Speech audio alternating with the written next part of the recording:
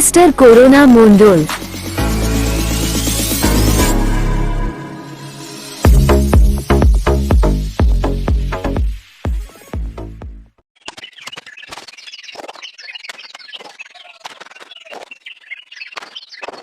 Video बहुत दिलचस्प है। देखने से पहले लाइक सब्सक्राइब कर दीजिएगा और बाजू में बेल आइकन को भी क्लिक कर दीजिएगा। तो चलिए शुरू करता हूं आज का वीडियो। पहला पेपर का नाम क्या है? कुछ इतिहासकारों का मत है कि कागज का पहला प्रयोग मिस्र में हुआ। पेपिरस एंटिकोरियम नामक घास द्वारा कागज बनाया गया, जिसे पेपिरस या पेपिरी कहा जाता था। लेखक नैश के एकूसोड्स ग्रंथ से पता चलता है कि ईशा से लगभग 1400 वर्ष पूर्व मिस्र में पेपरी का निर्माण हुआ। उसके बाद रोम के लोगों ने पेपरी बनाई। पुराने समय में जब कागज का आविष्कार नहीं हुआ था, तब लेखन कार्य के लिए ताड़पत्रों का इस्तेमाल होता था। इसके अलावा पुराने समय में लकड़ी, ताम्रपत्र और शिलालेखों का इस्तेमाल भी लेखन सामग्री के रूप में हुआ था। कागज के आविष्कारक के रूप में त्साई लुन का नाम सबसे पहले लिया जाता है, क्योंकि त्साई ने ही कागज का आविष्कार किया था।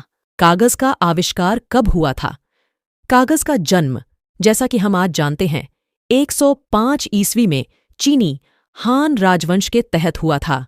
एक अदालत अधिकारी त्साई लुन ने कागज बनाने की एक प्रक्रिया का आविष्कार किया, जिसमें कागज बनाने के लिए कच्चे माल के रूप में मुख्य रूप से लत्ता, कपड़ा, अपशिष्ट का उपयोग किया जाता था। धूप में सुखाए गए बांस के टुकड़े छूने के घोल के पानी को बेहतर ढंग से अवशोषित कर सकते हैं।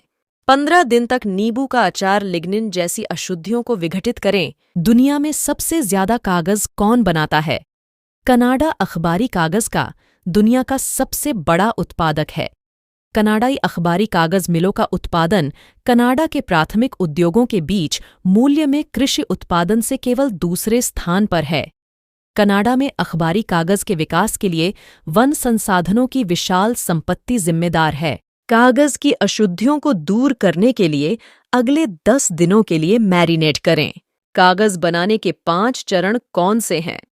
कागज बनाने में 5 चरण शामिल हैं: टुकड़े करना, लकड़ी की लुगदी बनाना, लुगदी को फैलाना, दबाना, सुखाना, रोलिंग करना और शीट काटना। कागज का आविष्कार तो चीन में हुआ, लेकिन भारत में इसका आगमन 13वीं सदी में माना जाता है। नींबू को धो लें और 2 दिनों तक भाप में पकाएं।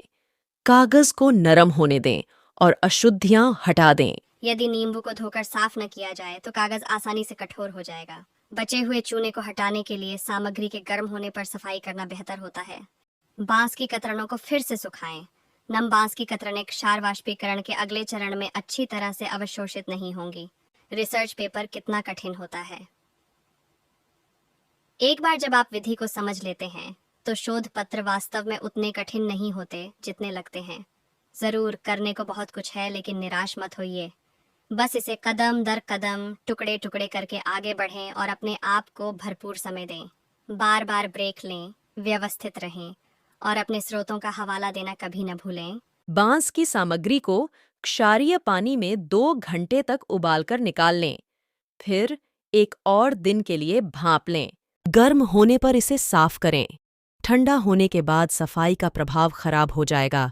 भारत में कुल कितने पेपर मिल हैं? Indian paper manufacturers association IPMI के अनुसार भारत में 850 मील हैं और वे लकड़ी, बांस, रिसाइकिल्ड फाइबर, बैगेस, गेहूं, स्ट्रॉ, राइस हस्क आदि जैसे कच्चे माल का उपयोग करते हैं। कुल उत्पादन का रिसाइकिल्ड फाइबर का हिस्सा 71% है, लकड़ी के आधार पर 21% है और शेष 8% कृषि अपशिष्ट से है। कागज की अशुद्धियों को दूर करने के लिए दिन और रात के लिए फिर से क्षारीय भाप देना। क्षार कागज को बेहतर स्याही ग्रहणशील बनाता है।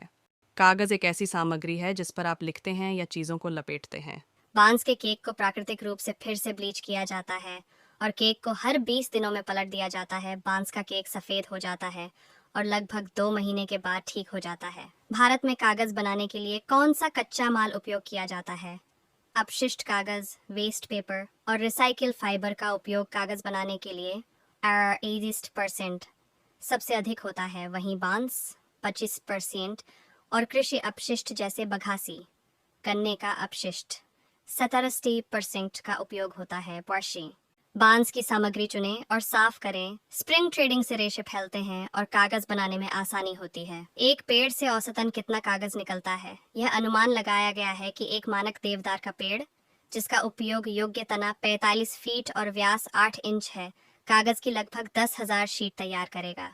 इसे दूसरे तरीके से विचार करने के लिए कागज की एक किरण, जो कि 500 शीट है, एक पेड़ के 5% का उपयोग करेगी। कैम्बोला बेल का वनस्पति गोंद कागज को तैरने और फैलने की अनुमति देता है। यह प्रक्रिया कच्ची लकड़ी से शुरू होती है, जो सेलुलोज नामक रेशों से बनी होती है। सेल्यूलोज फाइबर लिग्निन नामक प्राकृतिक गोंद से आपस में चिपके रहते हैं। जब लिग्निन को हटा दिया जाता है और सेलुलोज फाइबर को अलग और पुनर्गठित किया जाता है, तो कागज बनाया जा सकता है। पीटने से गूदे के रेशे समान रूप से फैल जाते हैं। बांस का पर्दा कागज बनाने से रेशे पुनर्गठित होते हैं और कागज बनता है। आजकल कागज बनाने के लिए निम्नलिखित वस्तुओं का उपयोग मुख्य रूप से होता है: चिथड़े, कागज की रद्दी, बांस, विभिन्न पेड़ों की लकड़ी जैसे स्प्रूस और चीड़, तथा विविध घासें जैसे सभी और एस्पार्टो। भारत में बांस और सभी घास का उपयोग कागज बनाने में मुख्य रूप से होता है। सुप्रीम कोर्ट द्वारा गठित कमेटी के मुताबिक किसी भी एक पेड़ की कीमत 74,500 रुपये प्रति सालाना हो सकती है और हर साल बीतने के साथ ही उसकी कीमत में ये राशि जुड़ जाती है।